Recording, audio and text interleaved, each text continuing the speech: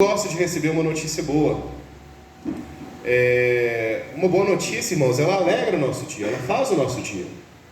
Você pode estar triste, desamparado, desanimado, então de repente você recebe uma notícia que você não esperava, uma coisa que você pensava que nem ia acontecer e de repente acontece. Aquilo enche o seu coração de alegria. Tem até um ditado que diz que nunca prometa nada quando você estiver muito contente. É o mesmo que diz para você nunca comprar nada, nunca vá no supermercado quando você estiver com fome. É muita sabedoria nesse ditado. Talvez a gente poderia dizer também, nunca prometa nada quando você acabar de receber uma boa notícia. Porque a gente tende a prometer e prometer, porque a gente está naquela alegria, naquela felicidade. Irmãos, qual que foi a notícia que mais te deixou feliz? A notícia que mais alegrou o seu coração? Eu particularmente, irmãos, eu lembro das 2 vezes em que a Animar me disse que ela estava grávida.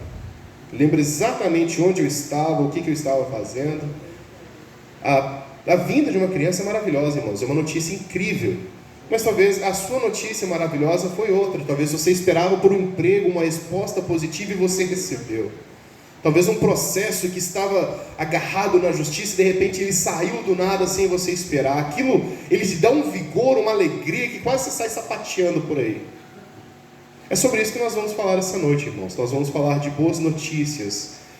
Na realidade, nós vamos falar da melhor notícia de todas, aquela que está acima de qualquer outra. Nós vamos falar do Evangelho, amém? Amém. Gostaria de pedir a Sandra que ela fizesse uma oração pela pregação, para que Deus ele fale conosco. Senhor Deus, nós bendizemos o nome do Senhor, porque o Evangelho de Jesus alcançou o nosso coração e nos trouxe, Deus, para junto do Senhor, para junto da casa do Senhor. E o Senhor nos concede, Deus, esse momento para estudarmos juntos a Sua palavra, para sermos edificados, fortalecidos, Deus, e pedimos a Sua bênção, que o Senhor use a vida do Ismael nessa noite, para trazer, Deus, a palavra do Senhor ao nosso coração. Também, Deus, leva o nosso coração, a nossa mente cativos ao Senhor, a Sua palavra, e todo o ensinamento aqui dessa noite, Deus, possa trazer grande edificação para a nossa vida. Amém. Nós oramos e te agradecemos em nome de Jesus. Amém. Amém. Vamos abrir nossas Bíblias no livro do profeta Isaías, no capítulo de número 55. Confesso aos irmãos que eu já estou namorando esse texto já há algum tempo e eu acho ele particularmente muito agradável, muito bom mesmo de se ler, de se meditar. Ele fala da melhor notícia de todas. Isaías, número 55, capítulo de número 55. A gente lê ele de forma alternada, amém? Amém. Todos encontraram? Amém. Ah, todos vós os que tendes sede, vinde às águas. E vós, os que não tendes dinheiro, vinde, comprai e comei. Sim, vinde, comprai, sem dinheiro e sem preço, vinho e leite. Por que gastais o dinheiro naquilo que não é pão, e o vosso suor naquilo que não satisfaz? Ouvi-me atentamente, comei o que é bom, e vos deleitareis com finos manjares. Inclinai os ouvidos e vinde a mim. Ouvi, a vossa alma viverá, porque farei convosco uma aliança perpétua, que consiste nas fiéis misericórdias prometidas a Davi. Eis que eu dei por testemunho aos povos, como príncipe e governador dos povos. Eis que chamarás a uma nação que não conheces, e uma nação que nunca te conheceu correrá para junto de ti por amor do Senhor teu Deus e do Santo de Israel, porque este te glorificou. Buscai o Senhor enquanto se pode achar, invocai-o enquanto está perto. Deixe o perverso seu caminho, o iníquo os seus pensamentos. Converta-se ao Senhor, que se compadecerá dele, e volte-se para o nosso Deus, porque é rico em perdoar. Porque os meus pensamentos não são os vossos pensamentos, nem os vossos caminhos, os meus caminhos, diz o Senhor. Porque assim como os céus são mais altos do que a terra, assim são os meus caminhos mais altos do que os vossos caminhos, e os meus pensamentos mais altos do que os vossos pensamentos. Porque assim como descem a chuva e a neve dos céus, e para lá não tornam, sem que primeiro reguem a terra, e a fecundem e a façam brotar, para dar semente ao semeador e pão ao que come. Assim será a palavra que sair da minha boca. Não voltará para mim vazia, mas fará o que me apraz e prosperará naquilo que a designei. Saireis com alegria e em paz sereis guiados. Os montes e os outeiros romperão em cânticos diante de vós, e todas as árvores do campo baterão palmas. Em lugar do espinheiro crescerá o cipreste, e em lugar da sarça crescerá a murta. Isso será glória para o Senhor e memorial eterno, que jamais será extinto. Amém. Louvado seja o nome do Senhor. Glória a Deus por essa ministração. Glória a Deus por essa notícia. Irmãos, olha como que o profeta ele começa o texto. Ele sabe a palavra que ele vai dar, ele conhece aquilo que ele vai dizer, ele crê naquilo que ele vai ministrar, é um ar de prazer, ele sente prazer na palavra que ele vai falar. Porque o que ele vai dizer, irmãos, vai trazer esperança para o seu povo, vai trazer esperança para Israel. Irmãos, Israel ele estava enfrentando um momento de extrema apostasia, as pessoas se afastavam de Deus, as pessoas elas criavam ídolos para si próprias, se distanciando de Deus, e a cada dia a destruição ela se aproximava. Havia então um pacto de Deus com o seu povo, que era: olha, vocês vão me ouvir, vocês vão me obedecer, e eu vou abençoá-los, mas quando vocês se desviarem de mim, então eu vou enviar todo tipo de problemas para que vocês passem, se arrependam e voltem para mim.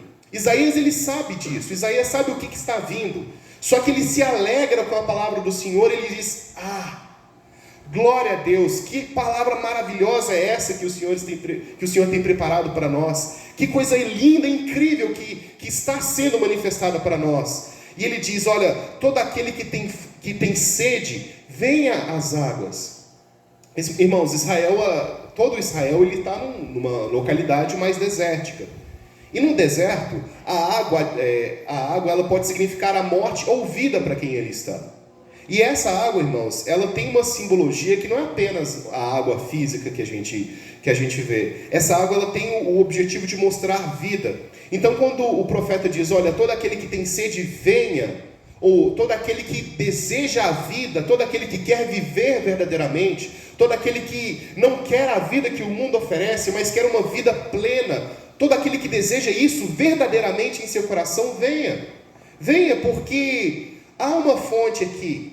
Há uma fonte inesgotável. Só que, irmãos, que coisa incrível, é porque ele não diz apenas venha porque aqui há água, venha beber da água, mas ele diz águas. Olha o versículo 1: todos vós os que têm de sede, vinde às águas. Existe um plural aqui. Significa que não importa quantas pessoas venham, podem vir. Tem água para todo mundo, podem vir à vontade, mas venham. Não importa nada, apenas venham. Você tem sede, você quer vida, então venha. Essa é a chamada do Evangelho. Essa é a chamada do Evangelho, que é a coisa mais incrível e mais louca do mundo, porque é o evangelismo de homens mortos. Tem um pregador, que particularmente é o que eu mais gosto, ele dizia o seguinte: olha, alguém pergunta para ele: você ora pelos mortos? Ele disse: não, eu não oro pelos mortos, eu prego para eles. E é isso que o Evangelho é uma chamada para aqueles que estão mortos no pecado, oferecendo para eles águas vivas. Venham, porque aqui tem uma fonte de águas vivas para vocês. Vocês vão beber e vocês vão ter uma vida verdadeira. Só que Isaías ele continua: e vós, os que não tendes dinheiro, vinde, comprai e comei. Nós sabemos que, irmãos, nós somos falhos, nós somos pecadores, nós somos miseráveis. O dinheiro que está sendo relatado aqui não é dinheiro físico verdadeiro. A gente pode traduzir esse dinheiro por esforço, ou por dedicação, ou por uma qualidade inata que alguém tenha. Então diz: olha, vocês que não têm dinheiro, ou vocês que não são capazes por si próprios de conquistar vida, vocês que não conseguem por si mesmos salvar a si mesmos, venham, porque eu ofereço isso a vocês. Sim, vinde e comprai, sem dinheiro e sem preço, vinho e leite. Aqui, irmãos, nesse primeiro versículo, nós temos 3 elementos extremamente importantes. Nós temos a água, e a água simboliza a vida. Quando você volta lá no Gênesis, lá no primeiro capítulo, quando tudo estava sendo criado, qual que foi a primeira ação de Deus. Como que o mundo estava quando Deus ele começou a agir?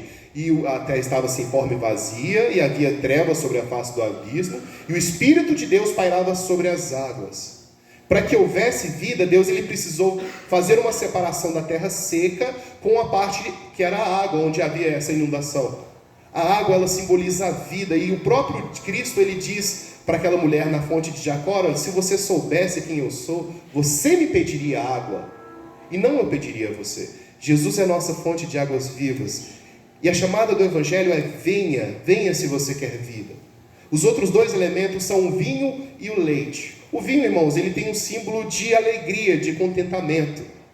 Se vocês, mais tarde, não exatamente agora, irmãos, mas mais tarde os irmãos podem abrir as suas Bíblias, Salmo 104, lá para o verso 15, fala a respeito que o vinho é o que alegra o coração do homem. O vinho, ele tem a simbologia da alegria.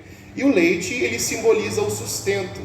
Então, nesse versículo, irmãos, em um versículo apenas, ele está dizendo: olha, venha, porque eu posso oferecer para vocês, se vocês vierem, se vocês me ouvirem, venham, ainda que você não tenha com o que comprar, ainda que você não tenha méritos, ainda que você seja um pecador, como todos nós somos, apesar disso tudo, pode vir, porque o que eu ofereço a vocês é vida, alegria e sustento eterno. Irmãos, onde mais no mundo a gente pode encontrar isso?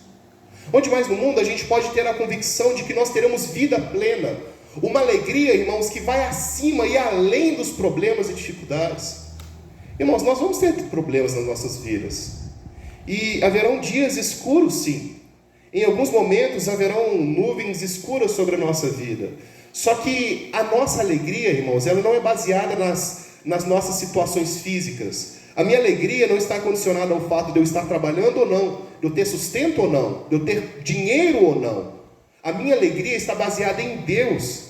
Então eu sei que a minha alegria é plena, e nada pode roubar a minha alegria, porque nada pode me roubar do meu Deus. E é Ele quem promete: olha, eu cedo a vocês, eu dou a vocês vida, eu dou a vocês alegria verdadeira, eu dou a vocês sustento verdadeiro. É o primeiro versículo que Isaías ele nos diz. Mas ele vai continuar no versículo 2. Por que gastais dinheiro naquilo que não é pão, e o vosso suor naquilo que não satisfaz? Ouvi-me atentamente, comei o que é bom, e vos deleitareis com finos manjares. Novamente a gente vê a ideia do dinheiro. Por que você gasta o seu dinheiro, ou por que você gasta o seu tempo em coisas supérfluas? Para eles, irmãos, haviam milhares de coisas que eram supérfluas. Fisicamente, eles poderiam gastar o seu dinheiro e o seu tempo em várias coisas. E em todo o tempo, em todos os tempos, irmãos, existem coisas que nós gastamos o nosso tempo, a gente gasta e a gente se esforça, que são coisas que são banais. O povo de Israel, irmãos, nesse momento, eles estavam numa intensa idolatria. Então eles se esforçavam criando ídolos e deuses para que eles pudessem se prostrar ante esses deuses para alcançar algum favor, alcançar alguma bênção. Só que todo esse esforço era em vão. Por que vocês fazem isso? Por que vocês perdem tempo com coisas que não vão satisfazer? Isso não satisfaz. Irmãos, quando nós olhamos para o nosso mundo atual, existem milhares de coisas que nós perdemos o nosso tempo muitas vezes e que não realmente satisfazem. Irmãos, o mundo, ele deseja ardentemente, as pessoas no mundo desejam ardentemente serem reconhecidas. E é por isso, é aqui que a gente vê o quão grande as redes sociais elas têm crescido. Porque as pessoas, elas idolatram o próprio ego, as pessoas, elas querem ser vistas, elas querem ser curtidas, elas querem ser comentadas, as pessoas querem que falem sobre elas. As pessoas, elas se submetem a cirurgias, a todo tipo de coisa, para que elas sejam bem vistas pelo mundo, para que o mundo olhe para ela, para que outras pessoas que ela nunca vai ver na sua vida, falem: nossa, essa pessoa é bacana, nossa, que frase legal, nossa, a pessoa é bonita. As pessoas se submetem a isso para que elas possam suprir uma necessidade de aceitação. Irmãos, tudo isso é em vão. Os desejos carnais que o mundo oferece, lá fora você pode ter todo tipo de desejo carnal, assim, não satisfeito, mas você pode conseguir todo tipo de desejo carnal que você quiser.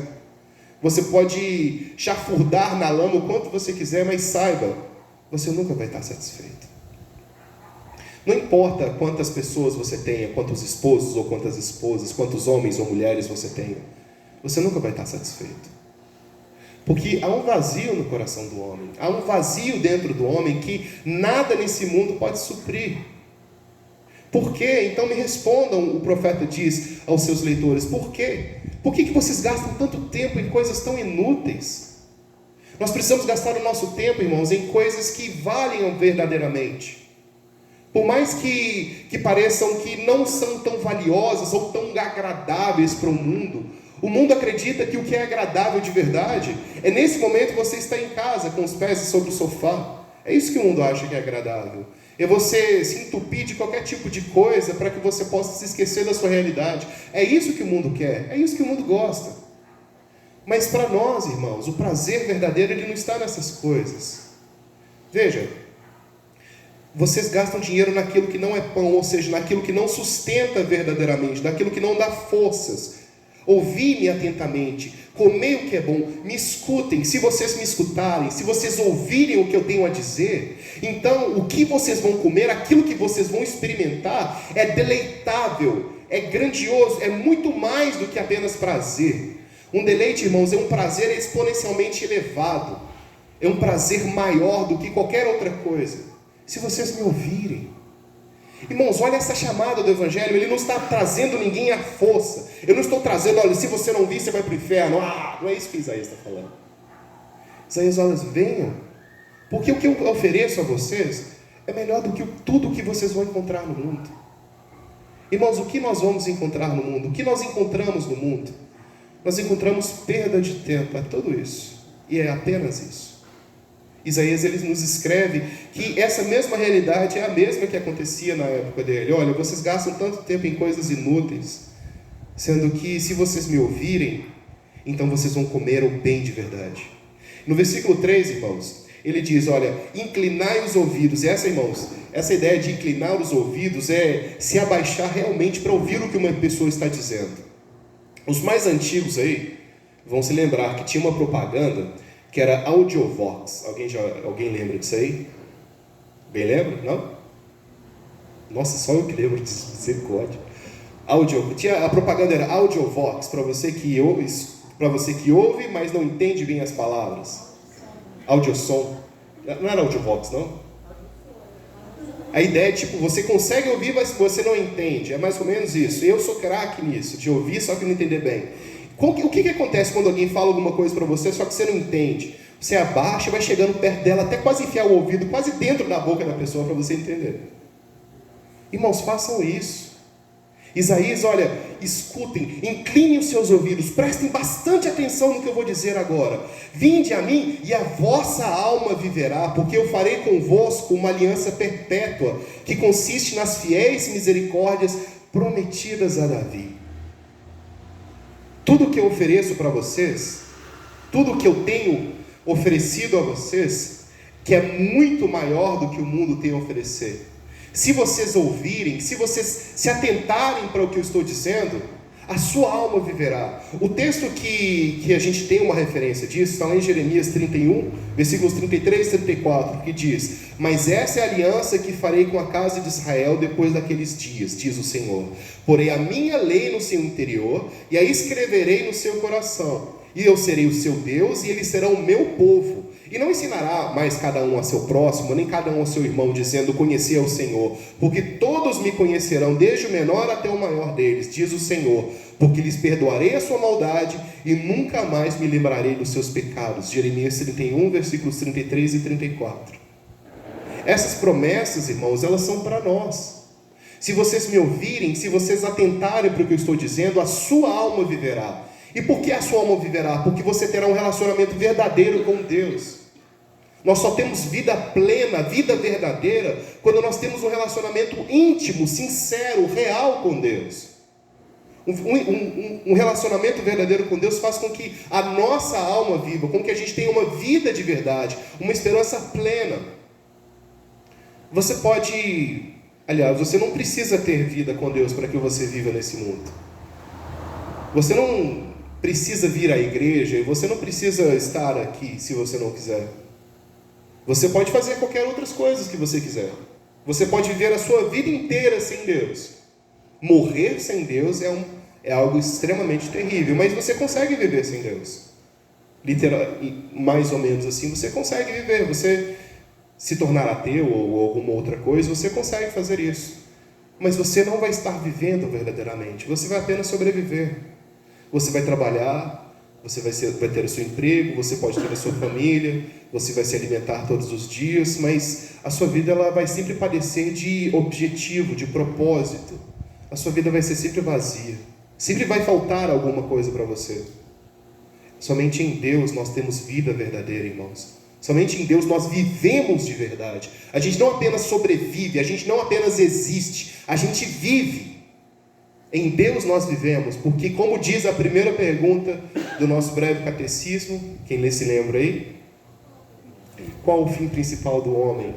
Que é glorificar a Deus e alegrar-se nele ou gozá-lo eternamente. Quando você cumpre esse objetivo, você vive de verdade. Quando você tem um relacionamento verdadeiro com Deus, você vive de verdade. Somente assim a nossa alma viverá. Mas vamos continuar. Paramos no versículo 3, agora o versículo 4. Eis que eu o dei por testemunha aos povos, como príncipe e governador dos povos. Aqui, esse eis que eu dei por testemunha está apontando para Davi, só que não especificamente para a pessoa de Davi, mas para a imagem de Davi. Como assim? Porque Davi, ele foi o maior rei, o rei mais amado de Israel, mas ele morreu. E a promessa de Deus para o povo de Israel era que eles teriam um reino que seria um reino eterno. Então não pode ser Davi, já que Davi morreu. Então o que nós estamos apontando aqui não é necessariamente para Davi, mas para a pessoa em que essa promessa ela se concretiza. Então nós estamos falando da pessoa de Jesus. Em Jesus, a profecia, a promessa de um reino eterno, ela é cumprida apenas em Jesus. Jesus é aquele que governará, que regerá as nações eternamente. A promessa de Deus é cumprida em Jesus. Versículo 5. Eis que chamará uma nação que não conheces, e uma nação que nunca te conheceu correrá para junto de ti, por amor do Senhor teu Deus e do Santo de Israel, porque este te glorificou. Está falando de nós, irmãos. Lembre-se, irmãos, nesse momento que Isaías está profetizando, ele está profetizando cerca de 600 anos antes de Jesus. E qual que é o pensamento dos judeus nesse momento, irmãos? Eles não são abertos.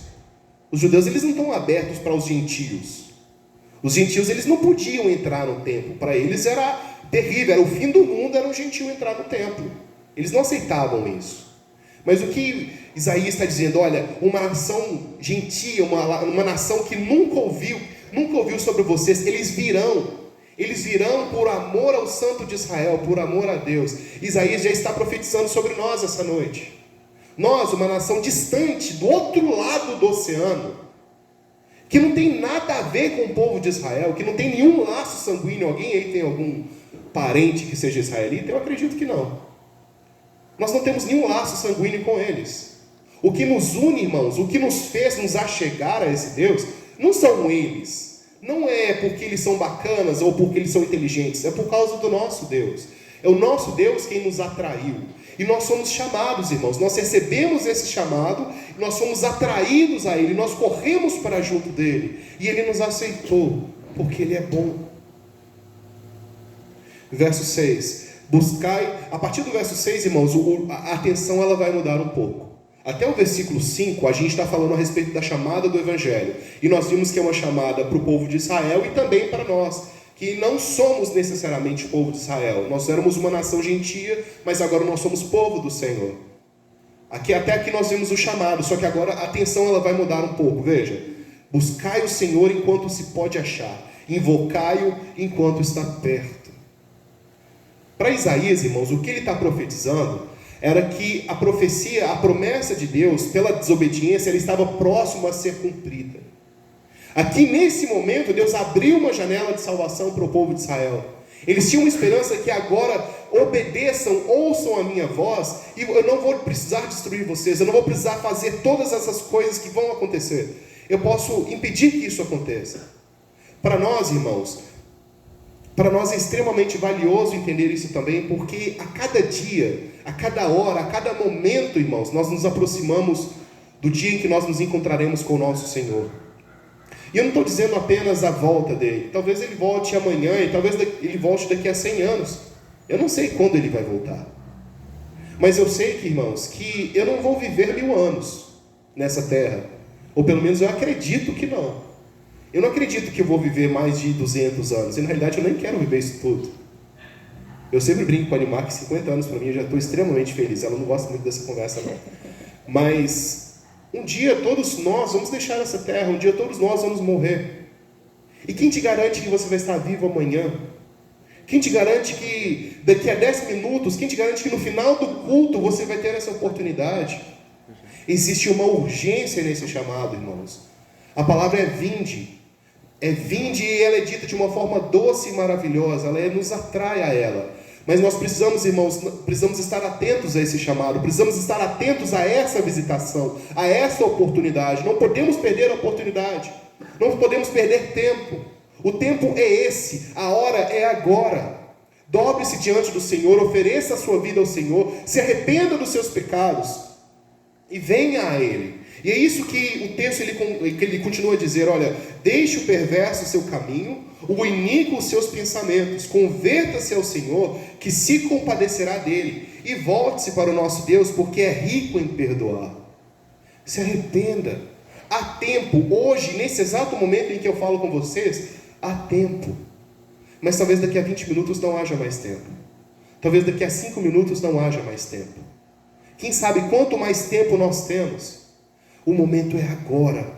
A hora de anunciar o Evangelho, de receber o Evangelho em nossas vidas, é agora. Eu não sei se alguém ainda precisa escutar essa chamada, não sei se alguém ainda necessita ouvir esse clamor do Evangelho, mas saiba, é necessário urgência. Não brinque, não perca tempo. E é interessante, irmãos, que quando nós ouvimos do Evangelho, o Evangelho ele é totalmente contrassenso, é contra a cultura atual. Porque quando nós vemos o Evangelho, nós vemos o poder transformador do Evangelho, a gente olha para situações que são mais drásticas. Você imagina um cara que, sei lá, ele matou 50 pessoas. Ele matou e fez tudo de errado durante toda a sua vida. E quando esse homem ele se entrega ao Senhor verdadeiramente, ele arrepende, ele é alcançado para a graça, sabe o que acontece? Deus perdoa. Ele não precisou fazer nada além disso, irmãos. Ele se arrependeu e foi alcançado pela graça. Mas nós, irmãos, a gente quer que a pessoa sofra. Se alguém pisou no seu pé, ainda que ela peça desculpa, mas você quer dar uma pisada de volta. Você não quer deixar barato. Mas Deus é diferente, irmãos. A forma de Deus trabalhar é diferente. A forma de Deus pensar é diferente. E é isso que o profeta nos diz, porque os meus pensamentos não são os vossos pensamentos. Nem os vossos caminhos, os meus caminhos, diz o Senhor. E continua no 9. Porque assim como os céus são mais altos do que a terra, assim são os meus caminhos mais altos do que os vossos caminhos, os meus pensamentos mais altos do que os vossos pensamentos. A forma de Deus pensar e de Deus agir é diferente da nossa. E é isso que nos dá esperança. Talvez a gente pense muitas vezes que o nosso pecado é imperdoável. Não, mas como que Deus pode perdoar alguém como eu? Como que Deus pode ter misericórdia de alguém como eu? Nossa, eu sou tão pecador, o meu pecado é tão imundo, eu sou tão imundo diante de Deus. Mas saiba, irmãos, não existe pecado que não possa ser perdoado. A gente se lembra, é claro, do pecado contra o Espírito Santo, mas aí é uma outra conversa. Não existe pecado que não possa ser perdoado. Não existe mácula que não possa ser lavado pelo sangue do Cordeiro. O seu pecado pode ser perdoado. O seu mal pode ser deixado para trás. O que nos cabe, irmãos, a parte que cabe a nós é se arrepender. E aqui a gente encontra mais uma loucura do Evangelho. Porque até para que a gente se arrependa, a gente carece de Deus. Paulo ele nos diz que é a misericórdia de Deus que nos leva ao arrependimento. Ou seja, para que a gente escute, olha como que funciona, para que você escute o Evangelho, a gente precisa que Cristo ele haja poderosamente. Para que o Evangelho entre no seu coração, a gente precisa do Espírito Santo quebrantar o seu coração. Para que você venha para o Evangelho, é necessário que o sangue de Cristo seja manifestado sobre os seus pecados e te liberte do pecado. Nós precisamos de Deus para tudo, irmãos. Aliás, tem uma coisa para a qual nós não precisamos de Deus. Vocês sabem dizer qual é? Até para pecar a gente precisa de Deus. Sabe qual é a única coisa para a qual nós não precisamos de Deus? Parece uma coisa louca, né? Uma coisa incrível. O que a gente pode fazer que a gente não precisa de Deus? E a resposta é uma pegadinha, é nada, irmãos, é nada mesmo. Era uma pegadinha, deixa pra lá. Não existe nada que a gente faça que a gente não careça de Deus. Até para pecar a gente precisa de Deus. Para existir a gente precisa de Deus. Nós dependemos de Deus para todas as coisas. E para que a gente seja alcançado pela graça, a gente precisa de Deus. Deus é a razão primária de todas as coisas. Nós giramos em torno de Deus. E nós carecemos de Deus desesperadamente. E por isso eu digo, irmãos, que a chamada do Evangelho é verdadeira e é maravilhosa. Porque ela nos alcança, mesmo estando nós tão distantes. Ele vos deu vida, estando vós mortos em vossos pecados e delitos. Nós somos alcançados estando tão distantes. E a única coisa que ele nos diz é: arrependam-se. Arrependam-se, o que João Batista gritava. Arrependam-se. E o nosso arrependimento também carece de Deus, do Espírito Santo que nos convence do pecado, da justiça e do juízo. Prosseguindo ainda, irmãos, no versículo 11, versículo 10. Porque assim como descem a chuva e a neve dos céus e para lá não tornam, sem que primeiro reguem a terra e a fecundem, e a façam brotar para dar semente ao semeador e pão ao que comem, assim será a palavra que sair da minha boca. Não voltará para mim vazia, mas fará o que me apraz e prosperará naquilo para que a designei. O exemplo que está sendo colocado aqui, irmãos, é a chuva. A chuva ou a neve. Chuva ou neve, elas caem para todos. Elas são universais. Elas não caem apenas para os ricos, ela não cai apenas para os bem-afeiçoados ou para aqueles que são mais santos. A chuva cai para todos. E por mais, irmãos, que o terreno ele seja ruim, e por mais que seja o meio de um deserto, o que acontece quando cai a chuva sobre um determinado lugar? A terra germina. Esse é o ciclo natural da vida. A chuva vem, cai sobre a terra germina.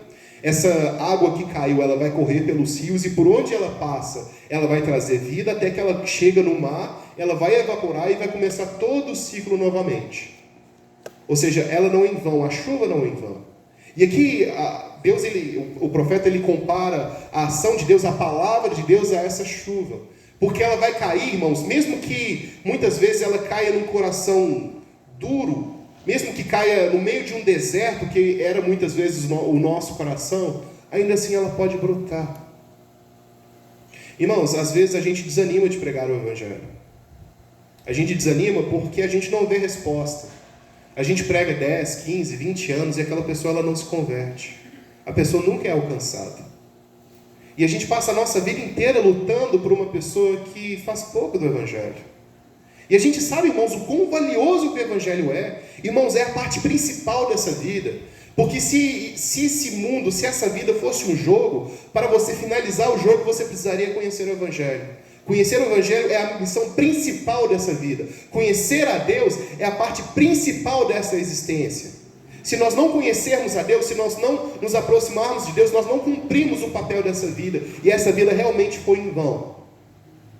Mas as pessoas, elas fazem tão pouco do Evangelho, algo tão precioso, tão valioso, e as pessoas não se importam. E a gente chora, e a gente luta, e a gente clama por essas pessoas, elas nunca são alcançadas.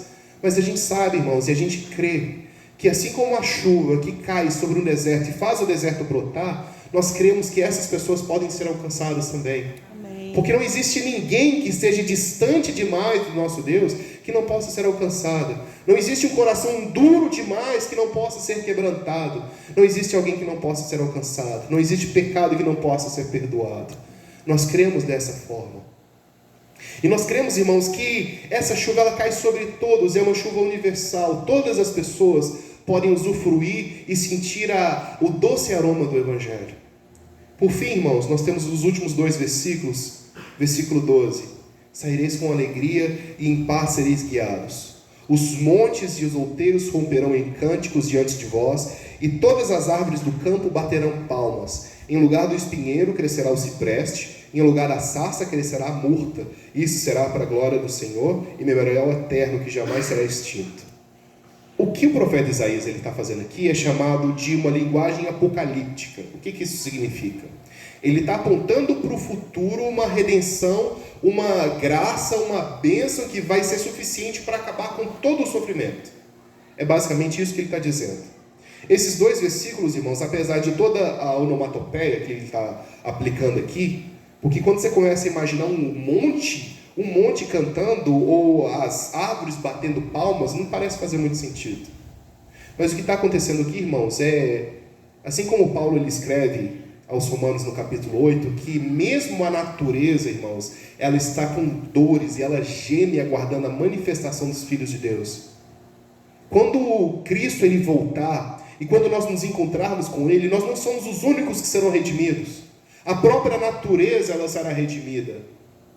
Tem um pregador, irmãos, Jonathan Edwards, que ele, em uma da sua pregação mais emblemática, ele diz que não é com prazer que a terra ela nos suporta.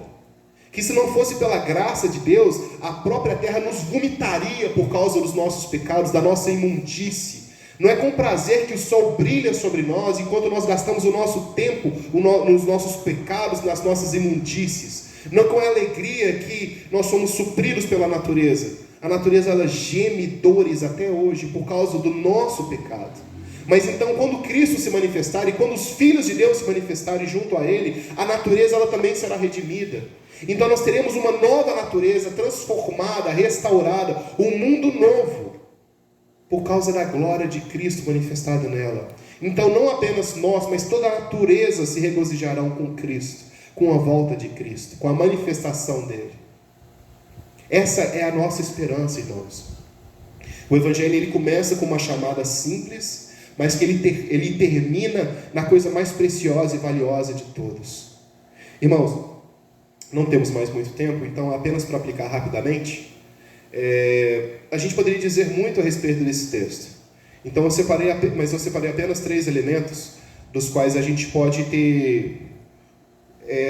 meditar mais profundamente a respeito deles. Eu vou pedir para os irmãos abrirem alguns versículos para mim. Vou pedir para o Naum abrir 1 Timóteo, capítulo 1, versículo 15. Vou pedir para a Sandra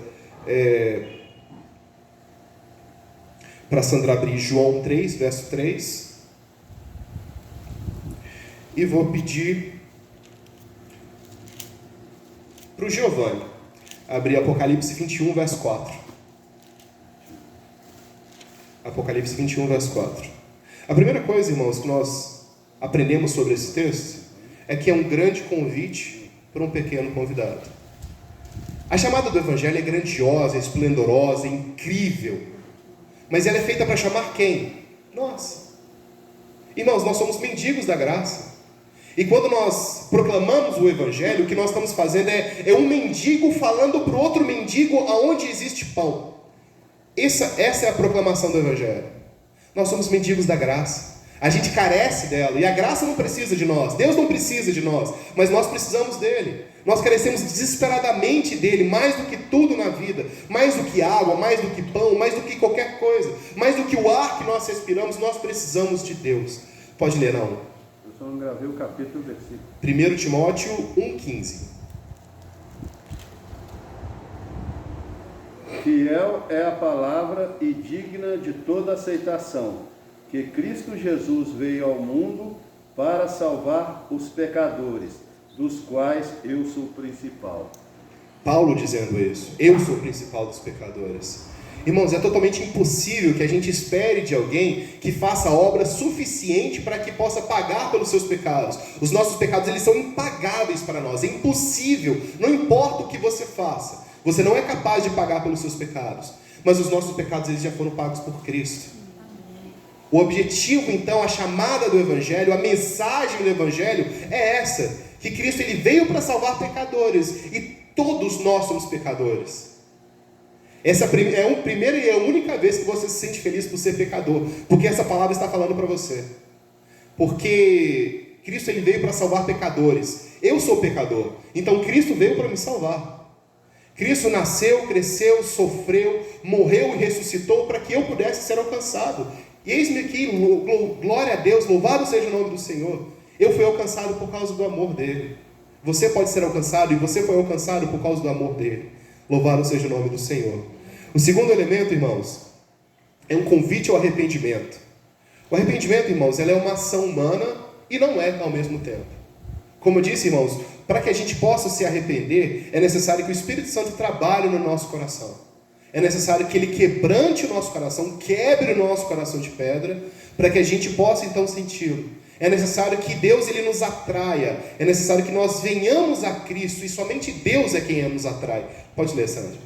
A isto respondeu Jesus: em verdade te digo, que se alguém não nascer de novo, não pode ver o reino de Deus. Nós precisamos, irmãos, desse arrependimento. Um arrependimento que é gerado por Deus em nosso coração. Nós somos alcançados pela graça, não por aquilo que nós fazemos. A coisa mais louca é que nós não somos salvos porque nós nos arrependemos. Nós nos arrependemos porque nós fomos salvos. Nós nos arrependemos porque Deus Ele manifestou a sua graça de forma tão incrível que nós não podemos resistir à ação dele. Ele se manifestou de forma tão gloriosa em nós, Ele quebrantou o nosso coração e agora é impossível que a gente resista a Ele. É como diz a canção: pela cruz me chamou, gentilmente me atraiu, e eu sem palavras me aproximo. Não existe um outro caminho. Jesus Ele quebrantou o meu coração. Ele mostrou para mim o que é o correto e o que é o errado. Ele me mostrou a verdade, Ele me deu a vida. Então eu me aproximo dEle. É necessário que eu me arrependa todos os dias por isso. Todo crente, irmãos, ele deve se arrepender todos os dias. Todos os dias você deve olhar para o seu pecado e ver o quão miserável você é e o quão dependente de Cristo você é. Todos nós somos pecadores. E esse arrependimento, ele deve ser levado todos os dias. Quando Jesus ele conversava com Nicodemos ele não podia compreender ainda. Mas como? Como que alguém pode voltar para o ventre da sua mãe e nascer de novo? Mas o nascer de novo, irmãos, é a natureza nova. Aquilo que é nascido da carne é carne, o que é nascido do Espírito é Espírito. Nós não nascemos de novo da carne, nós nascemos do Espírito. A nossa natureza carnal, ela foi suprimida. O homem carnal, ele foi suprimido. Nós agora vivemos com o homem espiritual. Porque as coisas espirituais apenas se discernem espiritualmente, irmãos. Nós somos alcançados pela graça. E por fim, nós temos um convite a vislumbrar a grande esperança. Pode ler, Giovanni. As 7 igrejas que estão na Ásia. É Apocalipse 21, verso 4. 21? Isso. Verso 4. Isso. 21, 4. E Deus limpará de seus olhos todas as lágrimas, e não haverá mais morte, nem pranto, nem clamor, nem dor, porque já as primeiras coisas são passadas. Irmãos, eu tenho medo de sempre ficar batendo na mesma tecla, porque eu acho que toda vez que eu falo isso. Toda vez que eu prego, eu falo sobre isso, sobre a eternidade. Sobre o quanto a eternidade é mais preciosa e mais valiosa. O quanto, irmãos, é importante que a gente se lembre disso. O tempo inteiro eu falo disso, porque isso enche o meu coração de alegria. Porque, irmãos, essa vida nós experimentamos tantas tristezas e tantas derrotas muitas vezes. Irmãos, essa vida é como se a gente tivesse nascido para sofrer. Eu te desafio, pense em um dia apenas, que você não sentiu nenhum tipo de dor. Você consegue imaginar um dia assim? Um dia que você não sentiu dor de nada. Nada. Pode chegar 11h59, às 11h59 você bateu o dedinho no cantinho do armário, só para você sentir dor nesse dia. Porque todos os dias nós experimentamos a dor. Essa vida é cheia de dor, irmãos. Cheia de dor. Mas a eternidade não. E é isso que me alegra, irmãos. É isso que me dá esperança. Porque eu sei que o que está reservado é valioso demais. É incrível demais. É maravilhoso demais. A vida eterna é real. E ela não está no fim de nada. Ela é o começo de todas as coisas. A vida eterna, irmãos, é aquilo que Deus ele tem preparado para todo o seu povo. E a vida eterna, irmãos, ela já começou naqueles que foram alcançados. Porque quando nós deixarmos esse corpo, quando nós deixarmos esse mundo, a gente não vai morrer, a gente vai viver. O crente de verdade, ele não morre, ele vive, ele passa dessa vida para uma outra vida que é muito maior e muito mais interessante e muito mais incrível. Irmãos, pense nas coisas que nós faremos quando essa vida chegar ao fim. Quando os nossos dias nessa terra acabarem, nós vamos ter uma vida verdadeira. A vida verdadeira se manifestará. Então, irmãos, nada nessa vida vale realmente muita coisa.